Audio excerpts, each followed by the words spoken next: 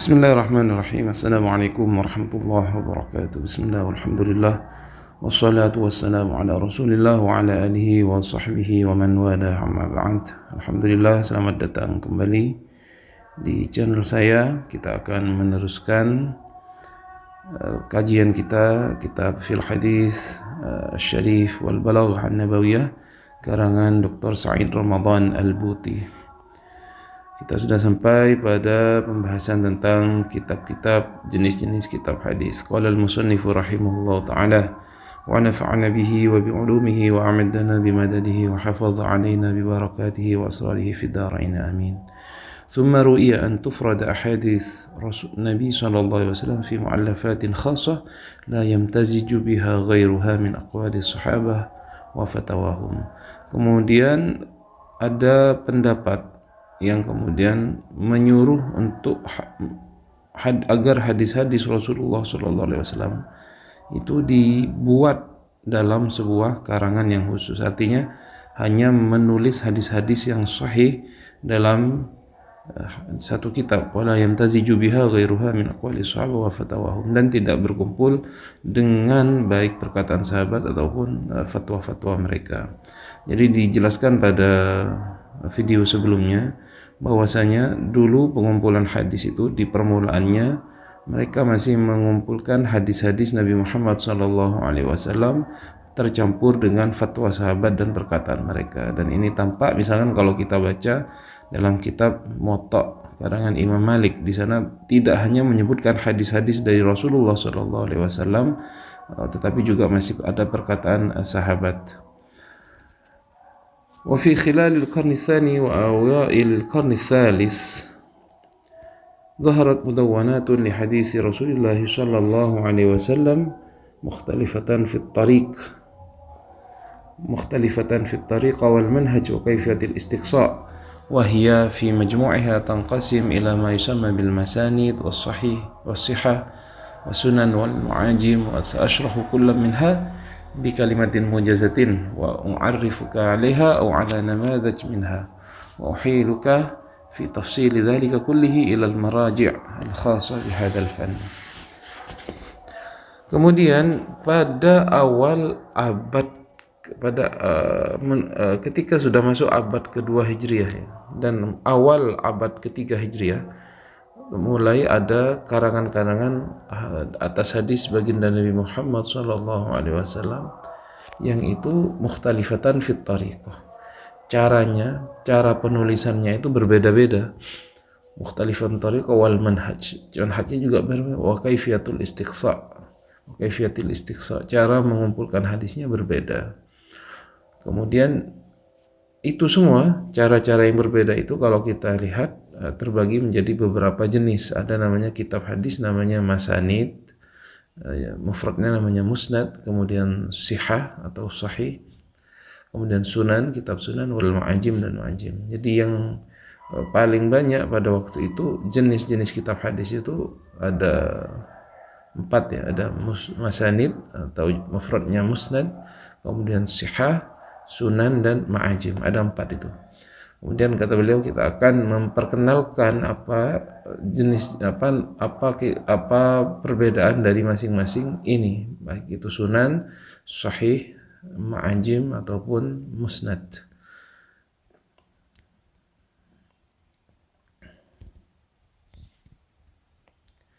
Yang pertama adalah kitab musnad atau masanid. هي المدونات التي اتبع أصحابها في استقصاء الأحاديث ما رواه كل الصحابي عن رسول الله صلى الله عليه وسلم بقطع النظر عن المواضع أو الباب المختلفة، فحادث المساند منسقة حسب أسماء الصحابة واحدا إثر آخر لا حسب الموضوعات وتقسيمها إلى أبواب. Adapun kitab masanid adalah mudawwanat adalah sebuah karangan yang pengarangnya ketika mengumpulkan hadis-hadis Rasulullah SAW itu dikumpulkan berdasarkan nama-nama sahabat yang meriwayatkannya, tidak kemudian berdasarkan bab-bab. Jadi yang misalkan hadis Abu Hurairah, maka di bawahnya akan ditulis semua hadis yang diriwayatkan dari Abu Hurairah saja. Ini namanya kitab masanid. Jadi nama sahabat yang meriwayatkan hadis. Misalkan ada beberapa sahabat yang terkenal, misalkan Abu Hurairah, maka ditulislah hadis-hadis Abu Hurairah di bawahnya. Anas bin Malik, ditulislah hadis-hadis sahabat Anas.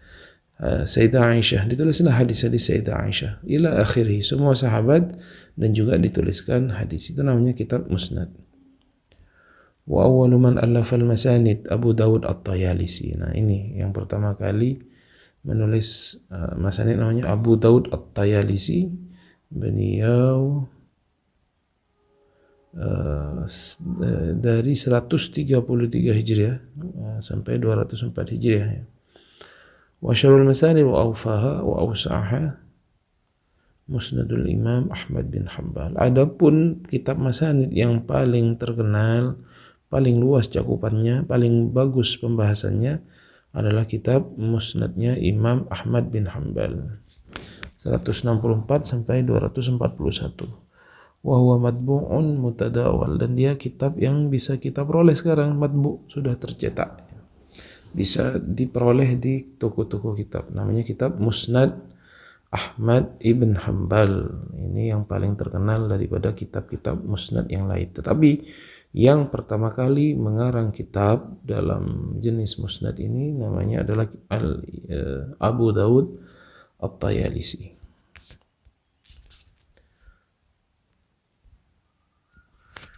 وهذه المسانيد خالية من الموضوعات إلا أنها لا تخلو من أحاديث ضعيفة سرعان ما يتبينيها الباحث بواسطة النظر في أسانيدها وطرقها. Kitab masanid ini tidak terdapat di dalamnya hadis palsu, hadis maudhu'. Tetapi walaupun begitu, masih ada dalam kitab yang berjenis musnad ini atau masanid, ada yang disebut dengan hadis-hadis yang dhaif.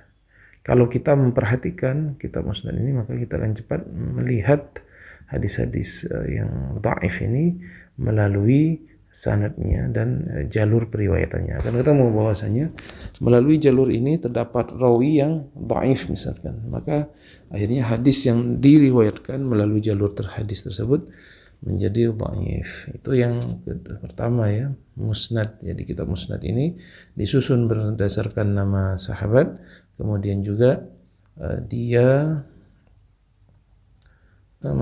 tidak ada hadis maudhu' di dalamnya, tapi terdapat hadis yang dhaif. Yang kedua, as-sihah, kutubun iktasara ashabuha ala riwayatis sahih faqat min hadis Rasulullah sallallahu alaihi wasallam, fahiya musannafatun hasaba tartibil ahbath wal mawadi' la hasaba asma'i as-sahabah kama huwa sya'nu fil masanid. Wa kana awwalu man sannafa fi as-sihah al-imam Abu Abdullah Muhammad bin Ismail al-Bukhari, ثم تلاه من بعده الإمام مسلم ibn al-Hajjaj al-Qushayri. Inilah ya, kedua adalah kitab sihah atau sahih. Apa kitab sahih itu? Yang kitab yang hanya ditulis oleh pengarangnya hanya mengumpulkan hadis-hadis yang sahih faqat daripada Rasulullah SAW, dan dia ditulis berdasarkan tertib pembahasan dan bab ya, ada bab, misalkan bab apa, jadi tidak dituliskan berdasarkan nama-nama perawi atau nama-nama sahabatnya.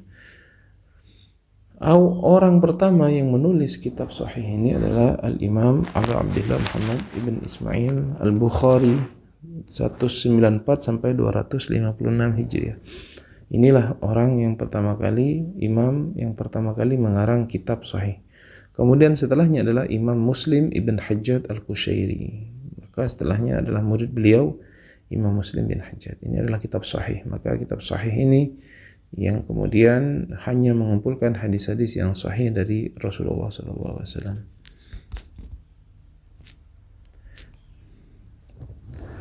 وقد قامت لهذين الكتابين شهرة كبرى ومكانة عظيمة في صدور المسلمين في كل عصر، إذ كان أصح الكتب بعد كتاب الله تعالى لما امتاز به كل منهما من دقة في الرواية وحيطة في انتقاء الصحيح وشدة في تتبع القيود والشروط. وقد اشتهر اسم الصحيحين علما لهذين الكتابين الجليلين. Maka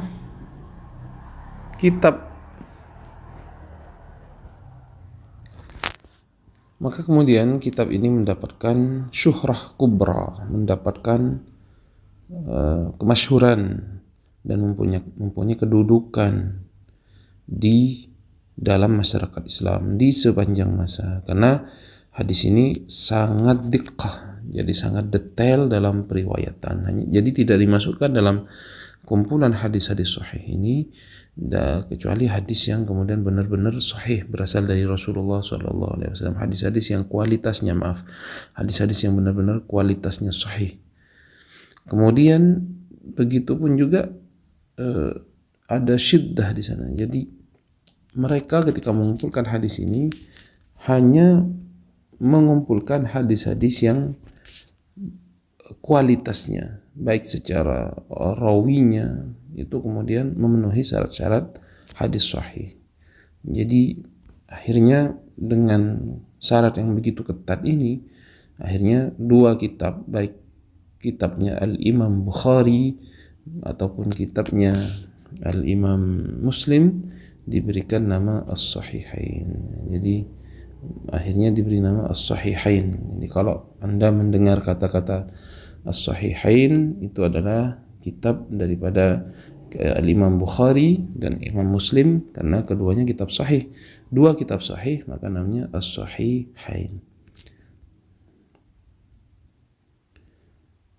على أن صحيح الإمام البخاري يعتبر في الدرجة الأولى من الحيط والضبط، يليها في الدرجة الصحيح مسلم، إذ كان البخاري يشترط لقبوله رواية المحدث عمن قد أخذ عنه أن تثبت معاصرته له ولقائه به، زيادة على شروط العدالة والضبط الذي سنتحدث عنها إن شاء الله.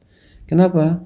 Karena Sahih Bukhari itu dianggap, tetapi ya walaupun keduanya itu sama-sama sahih, tetapi Sahih Bukhari dianggap lebih kuat, lebih berada di posisi yang pertama, artinya begitu ya. Lebih bagus Sahih Bukhari daripada Sahih Muslim dari segi kesahihannya. Kenapa?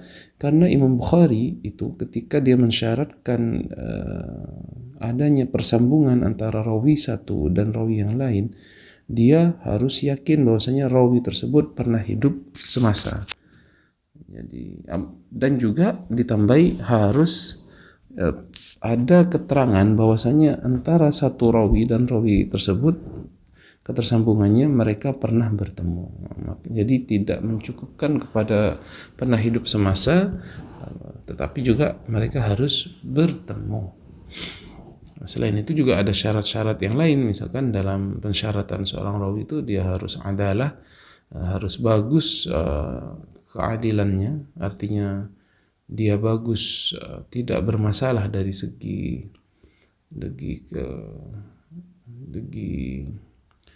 kapasitas ya, kapasitas orang tersebut dalam hal keadilan.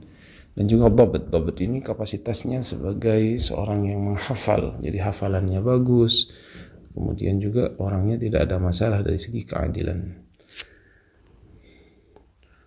Amma Muslim fakana yashtaritu al-mu'asarata wahdaha ba'da ta'akkud min tawafur syurut al-ukhra, idh kana ya'tabiru riwayat ahadihima 'anil akhar dalilul liqa'. Adapun Muslim dalam pensyaratan hadis sahihnya itu hanya mensyaratkan mu'asarah saja. Mu'asarah itu satu masa, satu zaman setelah dia yakin terpenuhi syarat-syarat yang lain. Kenapa beliau mencukupkan dengan syarat itu? Karena menurut beliau apabila sudah ada riwayat satu imam dengan yang lain itu adalah sebuah dalil bahwasanya mereka pernah bertemu. Dalilul liqa. Jadi tidak mensyaratkan harus ada tasabbut fil liqa, tetapi dengan meriwayatkan itu menurut Imam Muslim itu sudah dalilun fil liqa.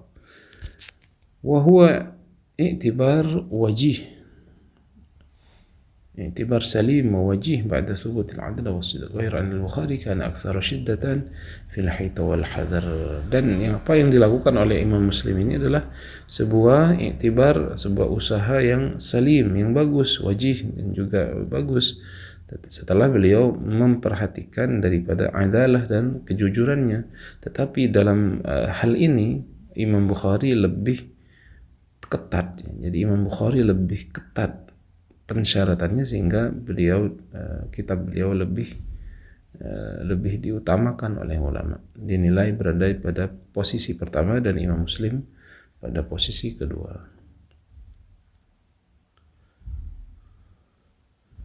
Kemudian berikutnya adalah kitab Sunan. Berikutnya adalah kitab Sunan. As-Sunan تعتبر كتب السنن امتدادا لصحة ولطريقها في الجمع والتأليف فكل منها رتبت أحاديثه على المواضع والأبواب لا على الأسماء الصحابة. Adapun kitab Sunan تعتبر كتب السنن امتدادا للصحة, dianggap kitab Sunan itu sebagai kelanjutan dari kitab Sihah fil jam'i wali tariqiha fil jam'i wa ta'khir. Jadi cara pengumpulannya itu mirip dengan sahih ya. Jadi ada bab-babnya fil jam'i wa ta'lif, di dalam pengumpulan hadis, wa ta'lif dan penulisan hadis. Fa kullun minha rutibat ahadithu 'ala al-mawadhi' wal abwab 'ala asma'is sahabah.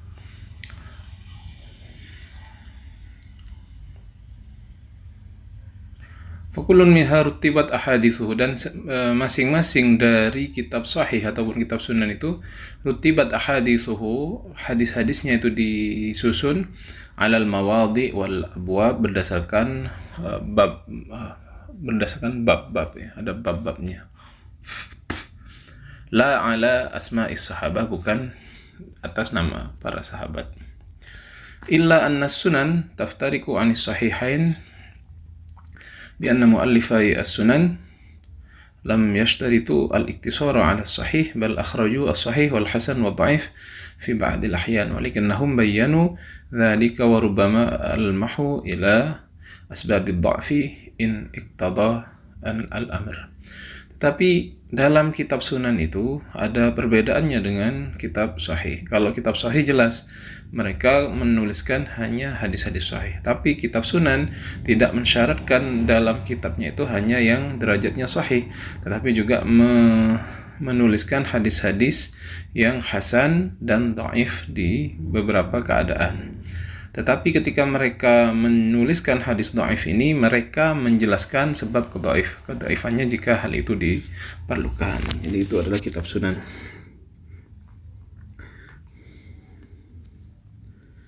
Wa kutubus sunan arba'atun in jarradtaha anis sahihin wa hiya as-sunan Abi Daud as-Sijistani, wa kana Abu Daud qad kataba 500,000 hadis intakhaba minha انتخب منها 4,800 حديث ضمنها كتابه. وقد بين أبو داود منهجه في كتابه فقال ذكرت الصحيح وما يشبهه ويقاربه وما كان فيه وهن شديد بينته. Dan kitab sunan itu ada 4 yang kemudian dikenal selain kitab sahihain. Yang pertama adalah Sunan Abi Daud As-Sijistani, Sunan Abu Daud. Beliau lahir 202, meninggal 275, berarti ulama abad ketiga Hijriah.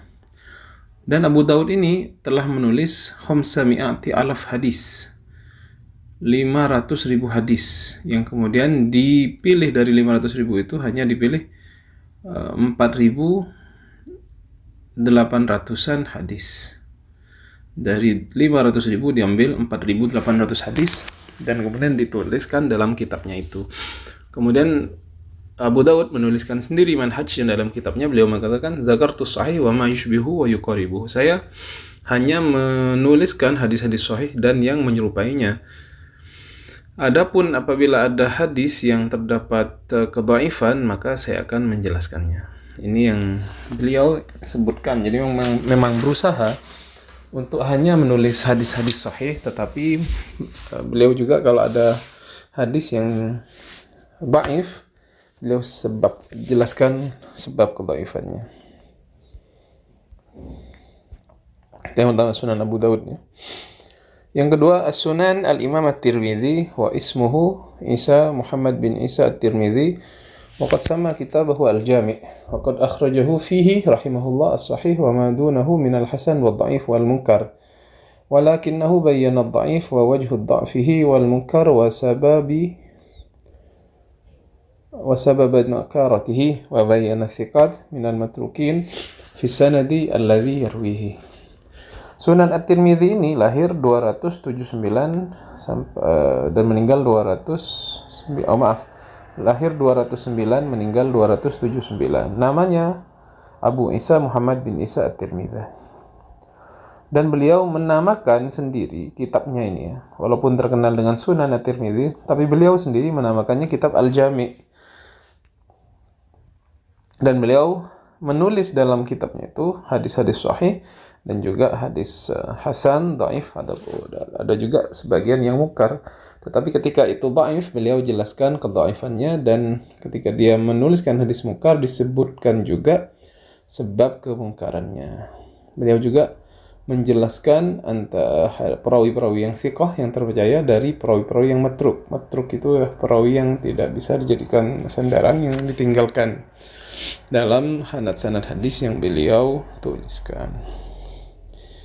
Ini yang kedua Sunan At-Tirmidzi ya, jadi Abu Daud At-Tirmidzi. Ini urutannya sesuai tahun diterbitkan atau tahun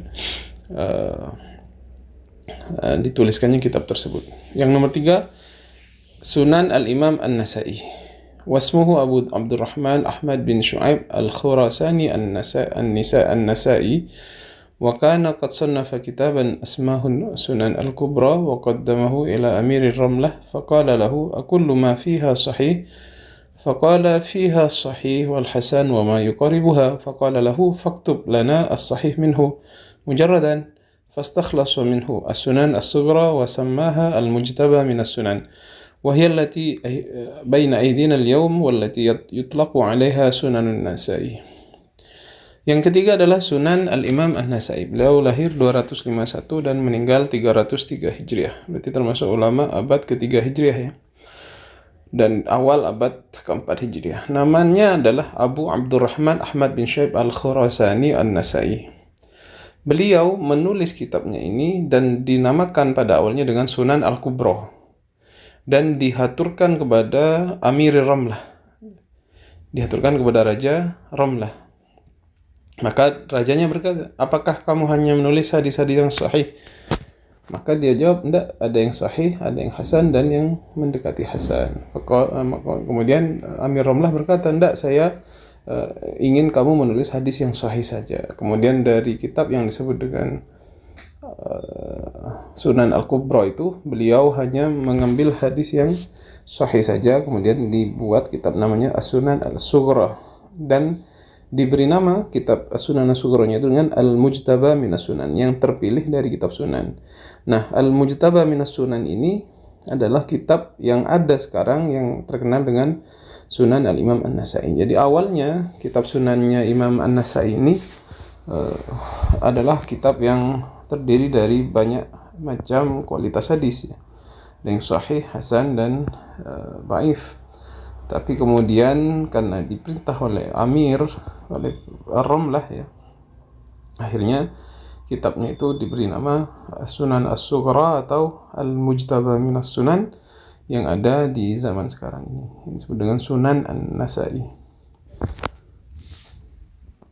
Nah, ya, ini kesimpulannya. Fa'idan Fas-Sunan An-Nasa'i aqallul kutub ba'dal sahih hadisan dha'ifan warawiyan majruhan. Maka Sunan An-Nasa'i ini adalah, kalau diteliti, paling sedikitnya kitab setelah kitab Sahihain, kitab Bukhari dan Muslim, yang paling sedikit hadis dhaifnya dan rawi yang terdapat cacat. Jadi memang dia adalah kitab yang sudah diseleksi sendiri oleh beliau, dari yang awalnya Sunan Al-Kubra menjadi Sunan As-Sughra atau Al-Mujtaba Minas Sunan. Berikutnya adalah Sunan Imam Ibn Majah. والسنن الإمام ابن ماجه واسمه أبو عبد الله محمد بن يزيد القزويني وهو كغيره من أصحاب السنن لم يلتزم إخراج الصحيح فقط بل جمع فيه الحسن والضعيف أيضا إلا أن نسبة الأحاديث الضعيفة بل الواهية في سننه تعتبر أكثر منها في بقية الكتب السالفة الذكر وإن كانت غير خافية على علماء الحديث بواسطة أسانيدها وأسباب الضعف والواضحة فيها.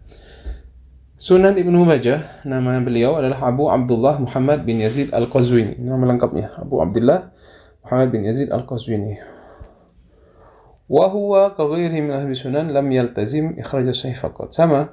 Beliau sama seperti penulis kitab sunan yang lain, tidak hanya menuliskan hadis sahih saja, tapi mengumpulkan juga baik itu yang kualitasnya hasan ataupun dhaif.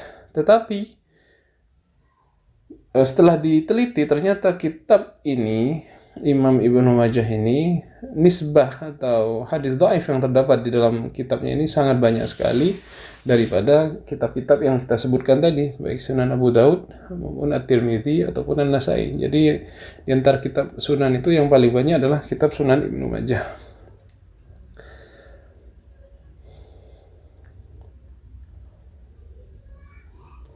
وإن كانت غير خافية على علم الحديث بواسطة أسانيدها وأسباب الضعف والواضحة فيها. Tetapi walaupun terdapat hadis-hadis yang dhaif, ini sudah diteliti oleh ulama sekarang dan bisa terlihat kedhaifannya itu dari sanadnya ataupun sebab-sebab dhaif yang lain.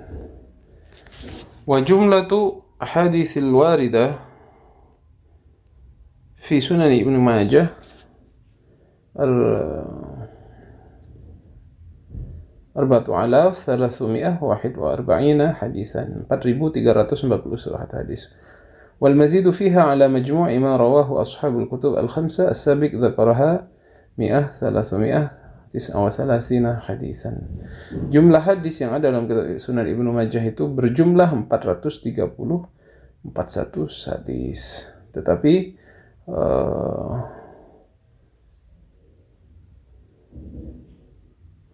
apabila kemudian ada tambahan dari kitab-kitab yang 5 yang sudah kita sebutkan tadi, maka ada sekitar 1,339 hadis.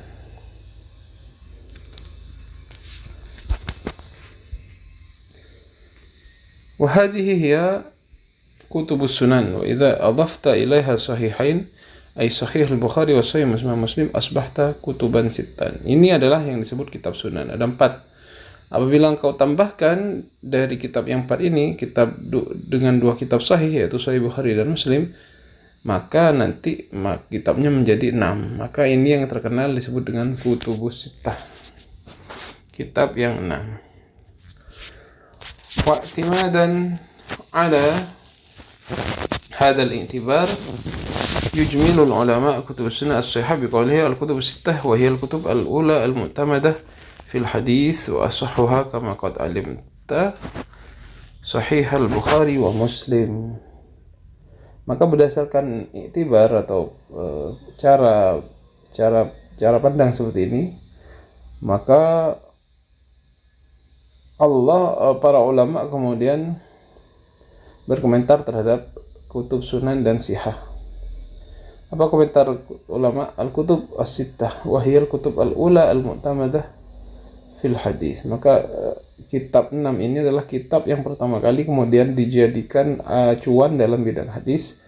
Maka yang paling sahih dari semuanya itu adalah sahihnya Imam Bukhari dan Muslim. Baik, ini sudah kita bahas kitab sahih dan sunan. Sekarang kita bahas yang al-mu'ajim. وأشهرها المعجم الكبير والصغير والأوسط للإمام أبي قاسم سليمان ابن أحمد الطبراني yang wafat 360 Hijriah. ويقوم ترتيب المعاجم على نحو مما يقوم عليه ترتيب المسانيد مع فارق الاعتماد هنا على ترتيب حروف المعجم. Yang disebut dengan kitab Ma'ajim atau Mu'jam, yang paling terkenal dari kitab Ma'ajim ini adalah kitab Al-Mu'jam Al-Kabir. Ada kitab namanya Mu'jam Al-Kabir, kemudian Al-Mu'jam As-Saghir, dan Mu'jam al-Awsat. Karangan siapa? Al-Imam Abil Qasim Sulaiman bin Ahmad At-Tabrani.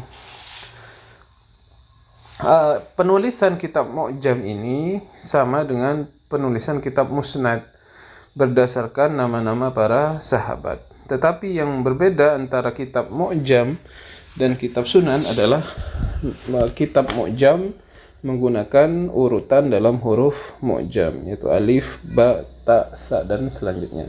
Kalau kitab Sunan itu terserah penulisnya, mau dimulai dari Abu Hurairah misalkan, koleksi hadisnya Anas bin Malik, atau koleksi hadisnya Sayyidah Aisyah.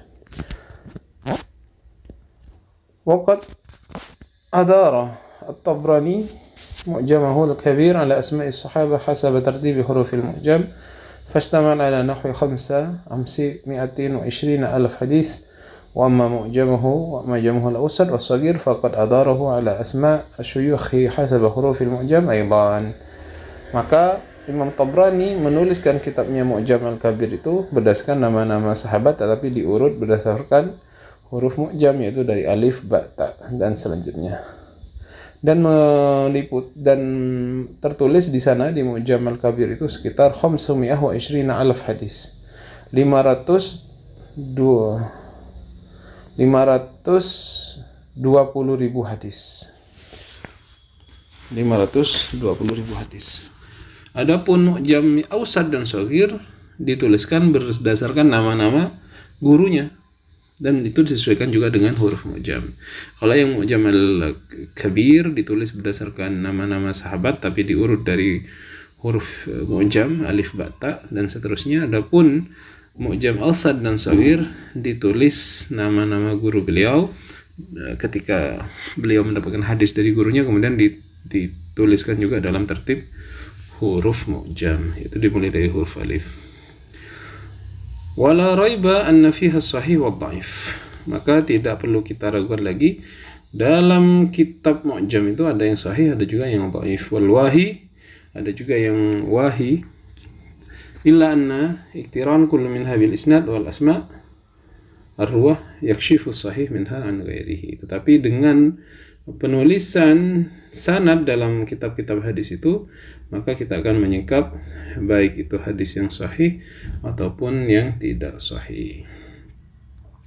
Nah, jadi ini adalah kitab-kitab yang ditulis oleh ulama kita pada abad ketiga, baik itu kitab sahih, kitab sunan, kitab musnad, ataupun kitab Mu'jam yang sudah kita jelaskan lagi semuanya tadi ya. Baik, demikian kita tutup. Mudah-mudahan bermanfaat. Wassalamualaikum warahmatullahi wabarakatuh.